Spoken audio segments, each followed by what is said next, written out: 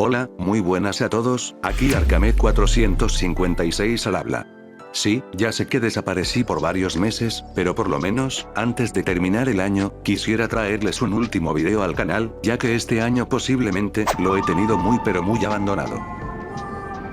Pero ya salí de vacaciones, y por ende se viene la época de lanzar vídeos, o por lo menos eso será hasta marzo, cuando finalmente lleve mi último año de universidad pipipi.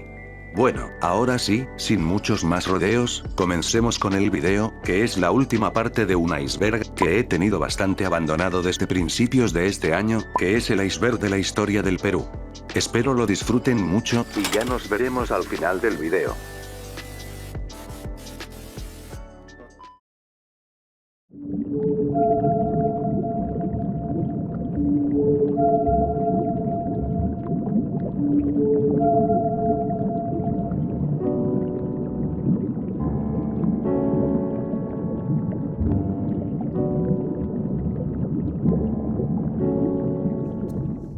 Ollantay se ocurrió. Para empezar, esta obra literaria habría visto la luz por primera vez en el año 1857, basados en manuscritos del siglo XVIII, atribuidos al sacerdote Antonio Valdés. En concreto, este es un drama escrito en quechua, que se desarrolla en el Tahuantinsuyo, durante el gobierno del Inca Pachacútec, que nos relata la historia de Ollantay, un destacado guerrero y general de origen plebeyo que, pese a su lealtad y méritos militares, se enamora de Cusco Igur, hija del Inca. No obstante, debido a la rígida jerarquía social incaica, Pachacútec rechaza la relación y ordena el encierro de su hija como castigo, lo que provoca el quiebre definitivo entre el Inca y Ollantay. Ante esta injusticia, Ollantay se rebela contra el poder imperial y se refugia en la fortaleza de Ollantaytambo, desde donde lidera una resistencia prolongada contra el ejército del Cusco. Posteriormente, tras la muerte de Pachacútec, asume el poder Tupac Yupanqui, quien adopta una política totalmente distinta a la de su antecesor. Y es allí, que mediante una estrategia militar bien estructurada, logra derrotar y capturar a Ollantay, pero lejos de castigarlo con su inevitable fallecimiento, reconoce su valor y decide perdonarlo. Paralelamente, se descubre la existencia de Cusco Igur y de su hija, nacida en cautiverio, lo que conmueve al nuevo Inca. Finalmente, Tupac Yupanqui restablece la justicia, libera a Cusco Igur, permite su matrimonio con Ollantay, reintegrando al rebelde al orden imperial, transmitiendo un mensaje de reconciliación, clemencia y estabilidad del poder incaico. Con respecto a esta historia hay varias posiciones distintas. La primera de ellas, nos habla de que el relato es totalmente incaico. La segunda, nos dice que es una creación hispana, dándole toques de exageración teatral propia del siglo XVIII, y la posición final es una mixta, en donde nos dice que verdaderamente esta historia se ocurrió, sin embargo se cambiaron algunas cosas por el bien del relato. Muchos historiadores concuerdan con la segunda teoría, ya que no hay alguna prueba fidedigna de que el relato realmente haya ocurrido. Sin embargo, hay otros que dicen que este relato sí habría tenido lugar verdaderamente, pero con otros nombres, ya que como ya dije en un principio, estuvo basada en distintos manuscritos del siglo XVIII. ¿Pero tú qué dices? ¿Realmente Ollantay ocurrió? ¿O simplemente es una ficción hispánica?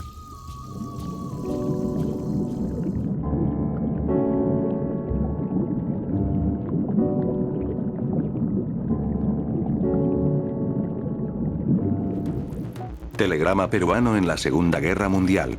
En los días previos al ataque japonés a Pearl Harbor, el Ministerio de Relaciones Exteriores del Perú habría recibido un telegrama de origen japonés, que advertía sobre una acción militar inminente en el Pacífico, información que el entonces canciller peruano, Alfredo Solfi-Muro, comunicó oportunamente a las autoridades de Estados Unidos.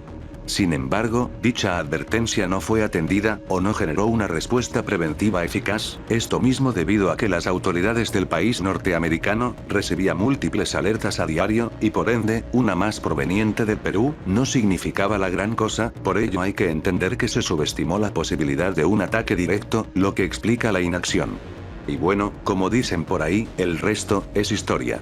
Lo que sí me queda clarísimo, es que si Estados Unidos habría hecho caso oportunamente el aviso peruano, que ya para este punto del conflicto, se había solidarizado muchísimo con la causa aliada, muy probablemente se habría evitado centenar de fallecimientos a causa del ataque japonés.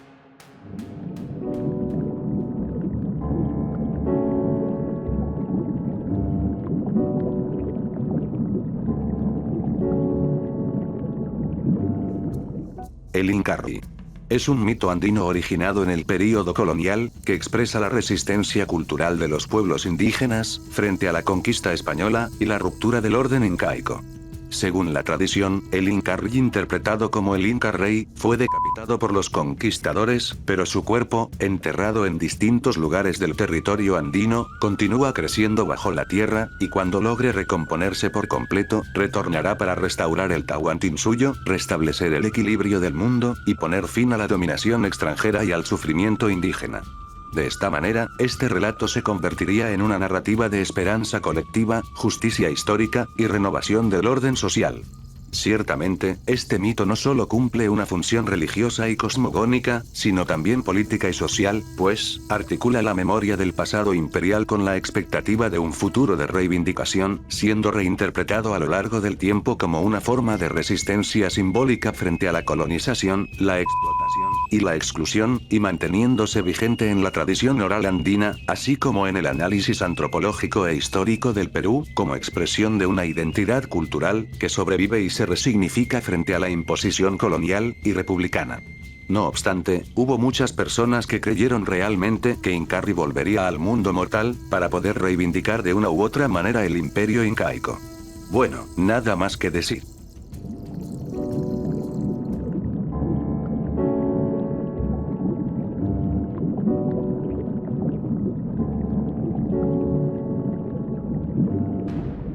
Chile siempre quiso mantener a raya al Perú.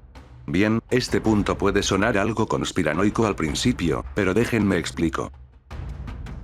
Primero, hay que entender que la relación entre ambos estados, desde que han sido soberanos, siempre fue variable y condicionada por coyunturas políticas, económicas y militares específicas, más que por imponer una supremacía estructural permanente. Hay bastantes pruebas de lo que estoy diciendo, desde el financiamiento de los chilenos a San Martín, con la condición de que Valparaíso deba ser el puerto donde pasen la mayoría de exportaciones en Sudamérica, así dejando atrás al Callao, que por aquellos entonces estaba bajo dominio español, esto ya que durante gran parte del siglo XIX temprano, el Perú fue la principal potencia económica del Pacífico Sur, gracias a los ingresos del guano, con una capacidad fiscal y una proyección regional superiores a las de Chile, lo que se reflejó en su influencia política y diplomática en Sudamérica, al punto que la guerra contra la Confederación Peruana-Boliviana no demuestra una contención chilena del Perú, sino más bien, el intento de Chile de neutralizar una entidad político-territorial que percibía como una amenaza para su propio equilibrio estratégico. Sin embargo, Chile fue el principal país que apoyó a los rebeldes gracias a las palabras de Diego Portales, que próximamente se convertiría en la doctrina Portales. Pero, ¿qué es la doctrina Portales? La misma sostiene que, en sociedades recién independizadas, con débil institucionalidad y fuerte inestabilidad política, el orden debe preceder a la libertad, lo que justifica un Estado fuerte, centralizado y autoritario, capaz de imponer disciplina social, y asegurar la continuidad del poder, antes que promover una participación política amplia. Pero, ¿cómo es que la doctrina Portales se aplica en el caso de la dominación chilena hacia el Perú? Tranquilos, eso lo veremos un poco más adelante. No obstante, también hay que tener en cuenta otros contextos históricos, como la Guerra Hispano-Sudamericana, en donde Chile fue uno de los principales países que apoyó a Perú en la defensa del intento de la reconquista española. Sin embargo, esto no fue solo por defender la soberanía de los países recientemente liberados de los españoles, sino más bien por dos razones puntuales. Primero, porque evidentemente evitar que España como potencia intentara recuperar tierras antiguas. Y en segundo lugar, saber los puntos de quiebre que portaba la Marina del Perú, como la indisciplina que tenían los marineros, y que no había tanta experiencia. Es por eso que en la Guerra del Pacífico, Chile estaba tan confiado de que realmente podrían ganar el encuentro bélico. Es allí, en donde antes de que empiece este conflicto, Chile ya tenía todo planeado, que Bolivia le suba el impuesto por mucho, tal vez más de 10 pesos mínimo a más, y así tener la excusa perfecta para poder invadir al Perú y a Bolivia por la doctrina Portales, que defendía primero la expansión de Chile hacia el norte a costa de Perú y Bolivia, porque recuerden, se debe asegurar la continuidad del poder a toda costa, y si eso implica ganar territorio pues mucho mejor. Y en segundo, hay una teoría que la esposa de un aristócrata boliviano, que por cierto, nació en Chile, le filtró al gobierno mapocho la alianza secreta entre Perú y Bolivia. Claro, es una teoría o una realidad, ustedes mismos juzguen. Además, también hay que considerar que aprovechó que Perú había nacionalizado las empresas salitreras, molestando a distintos empresarios europeos, y más específicamente, a los empresarios ingleses, y bueno, teniendo en cuenta esto, ¿de dónde creen ustedes que salió la ayuda a Chile? Aunque, también hay que considerar que esa ayuda, fue más un apoyo comercial que propiamente un apoyo militar. No obstante, el plan era que Perú no apoyará a Bolivia en la guerra, para que posteriormente, Chile pudiera aliarse con los bolivianos, para tener mejores relaciones para atacar a Perú algunos años después, y eso sí, el Estado peruano pensaba que eventualmente pasaría eso, por eso se metió a favor de Bolivia, y bueno, pues el resto, es historia. En la posguerra, Chile consolidó una ventaja territorial y política, mediante el Tratado de Ancón, y el control prolongado de Tarapacá, así como la administración temporal de Tacna y Arica, hasta su resolución diplomática en 1929. Sin embargo, esta etapa estuvo marcada más por la debilidad peruana derivada de la reconstrucción nacional, que por una política permanente de sometimiento o contención activa. Durante el siglo XX, la relación bilateral se caracterizó por una coexistencia relativamente estable, sin enfrentamientos armados directos. No obstante, hubo algunas tensiones de por medio que, si bien no fueron directas, sí representaron ataques diplomáticos, como por ejemplo, el hecho que en el año 1910, durante el conflicto con Ecuador, Chile siempre le mostró su apoyo al país norteño, brindándole armamento y apoyo logístico. Pero aquella vez cuando hubo una intención por parte de Juan Velasco Alvarado, en el año 1975 de conquistar Chile, tras el craso debilitamiento en el gobierno de Pinochet. A lo que inmediatamente, este último pidió ayuda a Estados Unidos para que esto no sucediera. Pero si apartamos estos hechos de la discusión, ambos países actuarían conjuntamente dentro del sistema interamericano y fortalecerían sus instituciones estatales, lo que se evidencia de manera clara, en la resolución del diferendo marítimo ante la Corte Internacional de Justicia en 2014, fallo que fue acatado por Chile sin rechistar, y que otorgó al Perú una porción significativa de mar, demostrando que las controversias contemporáneas, se resolvieron bajo el marco del derecho internacional, y no mediante imposiciones de fuerza militar. Por lo que, en conclusión, a mi opinión, la idea de que Chile haya mantenido históricamente al Perú a raya, es algo que sí se puede considerar cierto, claro, si consideramos los tiempos en donde los conflictos bélicos, eran demasiado comunes en la región, como en el siglo XIX, hasta mediados del siglo XX. No obstante, hoy en día, como se ha podido evidenciar, el hecho de querer mantener a raya al Perú, ya no es tan cierto como si se pudo ver hace bastantes años atrás.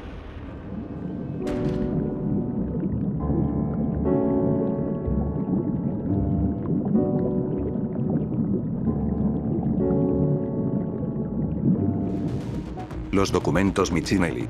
Estos son un conjunto de documentos que revelarían una historia deliberadamente ocultada de la conquista del Tahuantinsuyo. ¿Qué? Sí, así como lo escuchan. Aunque, no se sabe con exactitud cuándo es que estos documentos fueron escritos, los mismos están divididos en dos. La primera parte, se llamaba Historia Rudimenta Linguae Peruanum. Y la segunda parte, se llamaba Exul in Meritas Blas Valera Populoso. La primera parte, nos habla concretamente que los documentos de la Nueva Crónica, y el Buen Gobierno no fueron escritos por Guamán Poma de Ayala, sino que más bien, fueron escritos por el sacerdote, e historiador Blas Valera, en coautoría del jesuita Gonzalo Ruiz. Y bueno, la segunda parte, nos habla acerca de la carta que le habría mandado Francisco de Chaves, uno de los conquistadores, que venía en la expedición junto a Francisco Pizarro para la conquista del Tahuantinsuyo, dirigida al rey Carlos V, informándole el poco honor al momento de conquistar el ejército incaico, ya que según él, se incurrió al envenenamiento de todo el ejército. No obstante, la carta jamás llegó a Carlos V, y fue guardada en estos documentos. Sin embargo, estos documentos son de acceso relativamente restringido, ya que actualmente, los únicos que han podido estudiar a profundidad estos escritos, son la historiadora Laura Laurenzi, y el también historiador Carlos Animato. Todos los demás que han estudiado estos documentos, los han estudiado vía fotocopia, que ciertamente, cuestionan la veracidad de los mismos. ¿Pero qué me dices tú? ¿Realmente estos documentos que cambian totalmente el paradigma de historia del país son verdaderos? ¿O son falsos?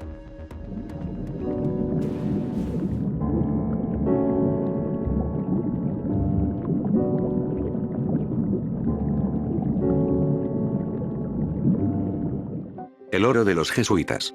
En el año 1767, la corona española comandada por Carlos III, habría expulsado a todos los jesuitas de todos sus territorios, y sí, esos territorios incluían los del Virreinato del Perú. El rey les habría dado una serie de días para que abandonaran colegios, iglesias, misiones, haciendas, entre otros lugares en donde ellos moraban. No obstante, estos jesuitas habrían tenido bastantes tesoros en su haber, a saber, bastantes joyas, oro, entre otros grandes tesoros que ellos tenían.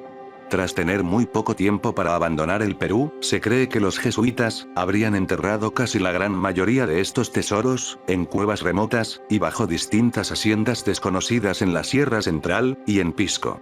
Distintos relatos propios de esos lugares hablan de que estos tesoros están ocultados bajo anagramas que solo los mismos jesuitas podían descifrar. Desde aquel entonces, hay varios cazatesoros que han intentado buscar estas riquezas, y hasta ahora, nadie ha podido confirmar su hallazgo. Pero, ¿de verdad existe este tesoro de los jesuitas? ¿O por el contrario, solo es una simple leyenda? Los leo en comentarios.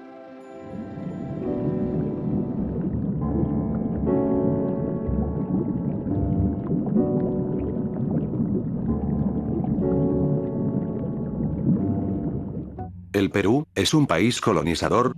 Pero antes de responder la pregunta, quiero que lo piensen por un momento, ¿realmente ustedes consideran que somos un territorio colonizador? Bueno, para empezar, hay que remontarnos desde tiempos prehispánicos. El Tahuantinsuyo fue un estado expansivo que se constituyó mediante la conquista sistemática de otros pueblos andinos. Su crecimiento no fue defensivo ni voluntario, sino el resultado de campañas militares dirigidas desde el Cusco, que incorporaron territorios hoy pertenecientes a Ecuador, Bolivia, Chile, Argentina y Colombia. Esta expansión implicó la pérdida de autonomía política de sociedades previamente soberanas, por lo que el Inca conquistaba, administraba y extraía trabajo y recursos de territorios periféricos. De allí habría que partir con la posterior conquista española y el establecimiento del virreinato. La corona española se monta sobre la infraestructura política y económica incaica, reutilizando la mita incaica para posteriormente transformarla en la famosa mita minera, manteniendo la división territorial, e instrumentalizando a las autoridades indígenas, convirtiéndolas en curacas, y a su vez se convierte al antiguo centro imperial en un nodo del poder colonial. Con la llegada del virreinato se introducen elementos nuevos, como la economía extractiva global, y la evangelización forzada, pero la lógica estructural sigue siendo colonial, un centro que gobierna y extrae, y periferias indígenas destinadas a sostenerlo. Pero esto no es propiamente atribuible al Perú, sino a la corona española. Así que sigamos con la historia a partir de la independencia. Desde esta posición, el Perú como república, en todo momento buscó proyectar su poder sobre estados vecinos más débiles o inestables, particularmente Bolivia. La Confederación Peruana-Boliviana puede interpretarse desde una lectura crítica, como un intento de subordinación política de Bolivia bajo liderazgo peruano.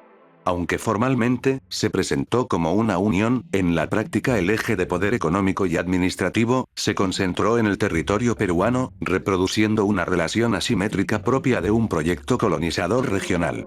Asimismo, las disputas territoriales con Ecuador desde la independencia hasta el siglo XX, solo demuestran una vez más una política peruana, orientada a incorporar y controlar extensos territorios amazónicos, sin presencia efectiva de población nacional, ni reconocimiento de los pueblos originarios que los habitaban.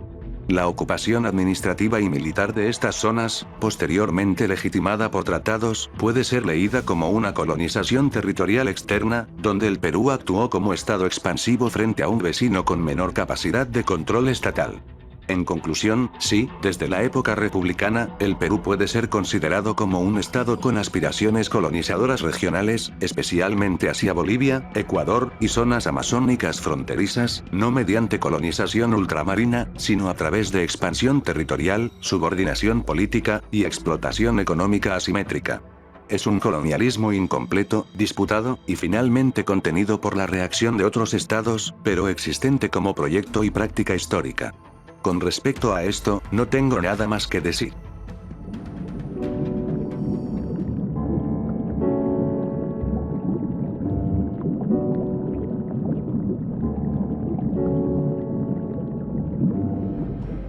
Bombardeo estadounidense en el Perú. Esto más que un hecho concreto, es una teoría. En octubre del año 1964, durante el primer gobierno de Fernando Belaúnde Terry, las fuerzas armadas que estaban a sus órdenes, habrían ejecutado una operación militar aérea en la zona del río Yabarý, en Loreto. Concretamente contra comunidades indígenas matses. Pero, ¿por qué? Bueno, esto fue así por dos razones concretas. Primero, por las denuncias de ataques de esta comunidad contra madereros, y posteriormente contra colonos que simplemente pasaban por la zona. Y la segunda razón, fue por la percepción oficial de que existía una amenaza al control estatal de la región. Es allí, que la intervención fue realizada por la Fuerza Aérea del Perú, e incluyó bombardeos sobre aldeas indígenas, presuntamente con el uso de napalm, que es un líquido altamente inflamable, lo que ocasionó un número indeterminado de fallecimientos, desplazamientos forzados, y una grave afectación social y cultural del pueblo matses. Siendo el episodio posteriormente calificado por diversos investigadores y organizaciones, como una masacre o acto de violencia estatal contra pueblos indígenas. No obstante, se cree que Estados Unidos habría participado de manera indirecta en los bombardeos hacia esta comunidad, ya que en primer lugar, se cree que habrían brindado al gobierno peruano el napalm, para incendiar los pueblos indígenas que allí estaban, además también del armamento que usó la Fuerza Aérea del Perú. Y con respecto a ello nada más que decir. ¿Pero tú qué dices? ¿En verdad los estadounidenses tuvieron que ver con esto? ¿O simplemente esto fue obra entera del gobierno de Fernando Belaúnde Terry? Los leo en comentarios.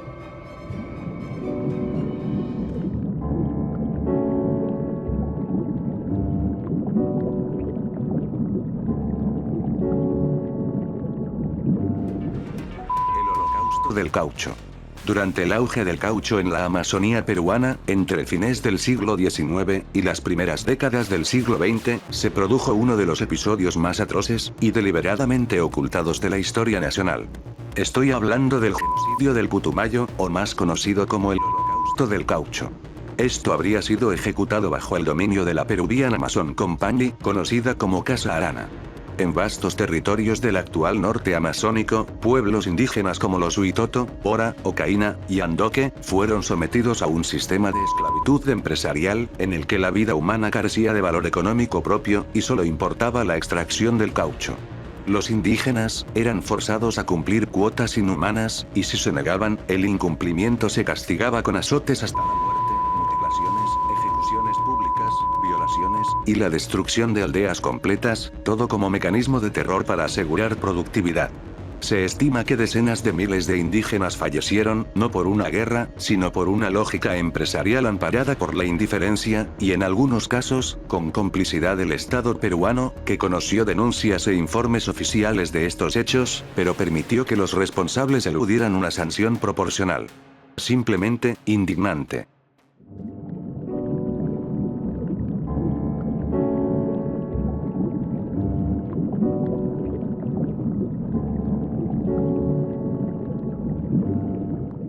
La deuda de la independencia. La misma, se configuró como un problema estructural desde los primeros años de la vida republicana del país, pues el nuevo Estado, surgido tras un prolongado y costoso proceso emancipador culminado en 1824, heredó una economía desarticulada, una recaudación fiscal insuficiente, y una administración pública aún en formación, lo que lo obligó a recurrir tempranamente a préstamos internos con algunos ciudadanos, que dieron sus propiedades a favor del gobierno para la causa libertadora, y también externos, que por cierto, esto es lo que ocupa gran parte de la deuda, principalmente contratados en Londres entre 1822 y 1825, con el objetivo de financiar las campañas militares, sostener al ejército libertador, y cubrir los gastos básicos del naciente aparato estatal.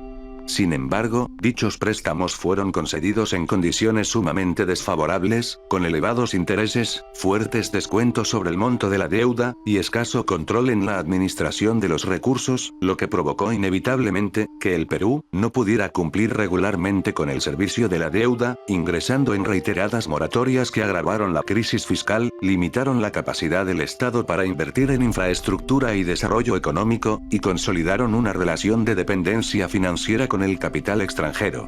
Y en español para los que no entendieron, resulta que tras pedir distintos préstamos extranjeros, principalmente para cubrir distintos problemas que tenía el ejército libertador, el Perú se habría demorado muchísimo en devolver la plata prestada, lo que constituyó que la crisis fiscal que ya de por sí tenía el país, se agravará aún más, tras no tener un pago oportuno de deudas.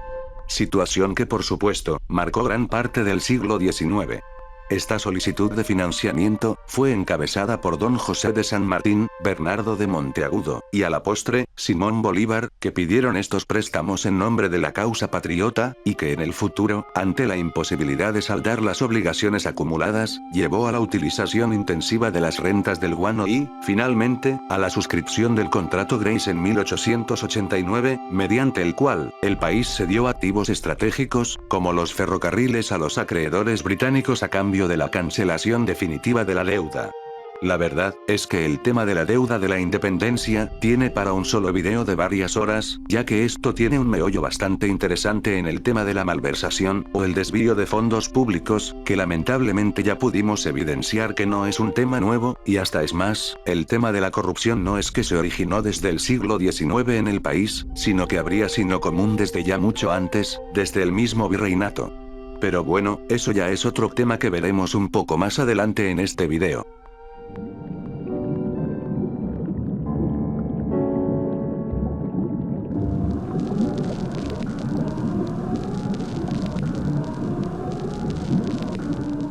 ¿Dependemos de la corrupción?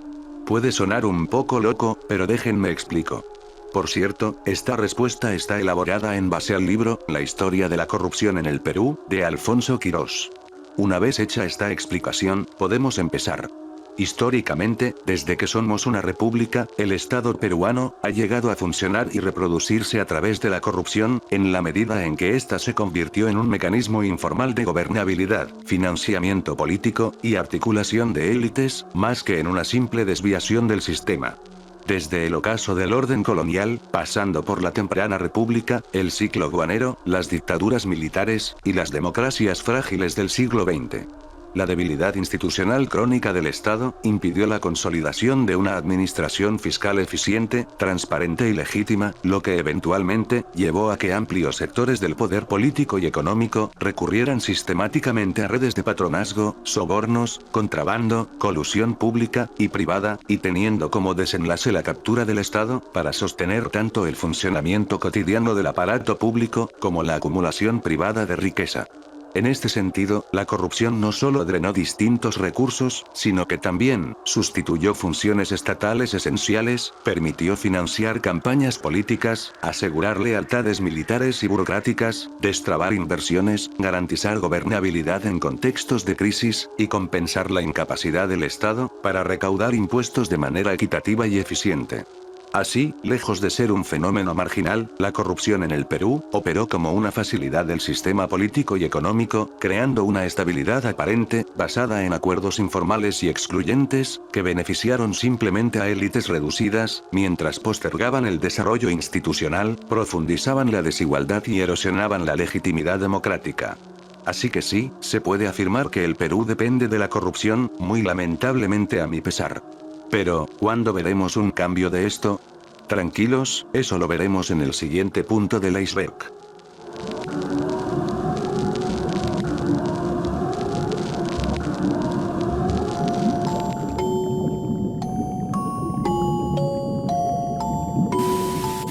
¿Cuándo se jodió la mentalidad del peruano? Esto es muy distinto a la pregunta que ya he hecho en alguno de mis icebergs anteriores, porque aquí elaboraré una respuesta un poco más elaborada, y respondiendo a una interrogante más concreta, y créanme, la respuesta es más turbia de lo que parece. Si queremos partir de un punto en concreto, no tendría que ser ni del asentamiento de la República, ni del virreinato, ni mucho menos de la época incaica, sino de mucho más atrás. Realmente la mentalidad del peruano se jodió desde antes que siquiera pudiéramos llamarnos Perú.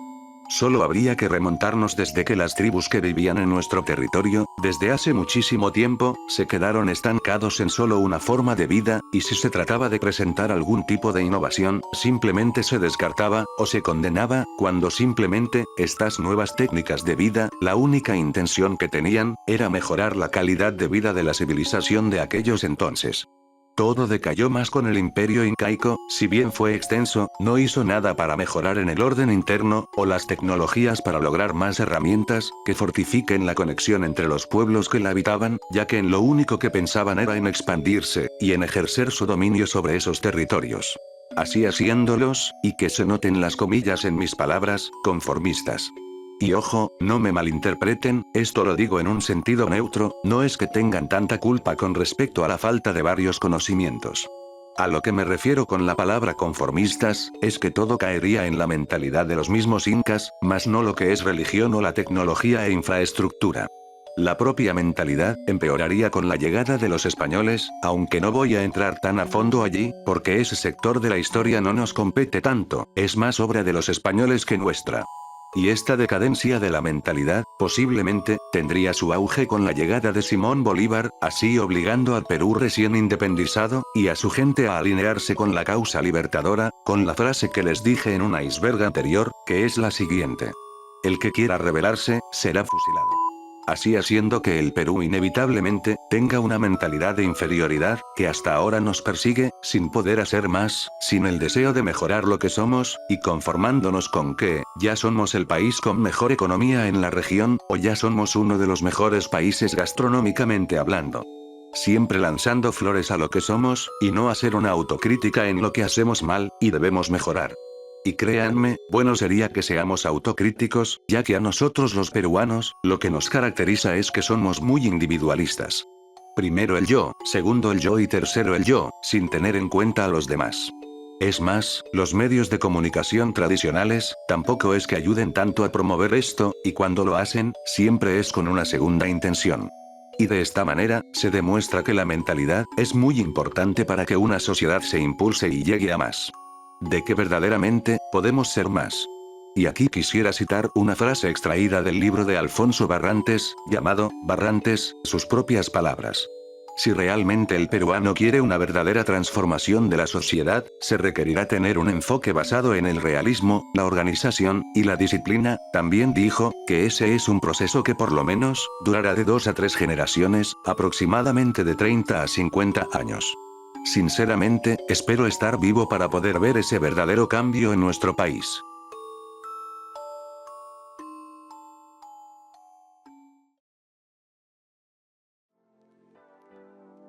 Bueno señoras y señores, eso ha sido todo por el día de hoy, por el mes, y por el año, XD. Espero hayan disfrutado mucho la emisión de este iceberg, tanto como yo disfrute haciéndolo para ustedes. Ya en los próximos días, subiré el iceberg completo al canal, para que puedan disfrutarlo de la manera que lo merecen, eso sí, agregando datos extra proporcionado por ustedes en los comentarios de este video, así que si hay algún tema que no haya mencionado en cualquiera de estas 4 partes del iceberg, simplemente menciónalo, y yo te daré los créditos correspondientes a tu dato. Con respecto al año que viene, no les prometo demasiada actividad, porque seguro que no la tendré, pero sí intentaré mantener este canal vivo todo el tiempo que sea posible. Lo que sí prometo, es que tendré una gran colaboración, no daré pistas, será cuestión de verlo cuando se dé. Ahora sí, sin mucho más que decir, suscríbanse al canal, que ya pronto llegaremos a los 5100 suscriptores. También te pido que des un like, que siempre ayuda a que mi contenido sea bien recompensado por ustedes, y también compartan el video con sus amigos y amigas. Ah, y un aviso parroquial más que tengo que hacerles, es que, recientemente, abrimos los miembros del canal, en donde ahí, hay un video en donde queda bien explicadito, los beneficios que te da cada nivel al que quieras acceder, además que en la descripción, te estaré dejando un link por si te quieres unir. Y como ya es costumbre, los motivo a unirse a mi servidor de Discord, en donde hay gente muy chill, con la que puedes conversar temas diversos, y además, por ahí estamos dando avances de cómo van los vídeos de los icebergs. Ahora sí, sin mucho más que decir, conmigo será hasta la próxima. Yo he sido su compañero Argamet 456, no olviden lavarse las manos, y hasta pronto, chau chau.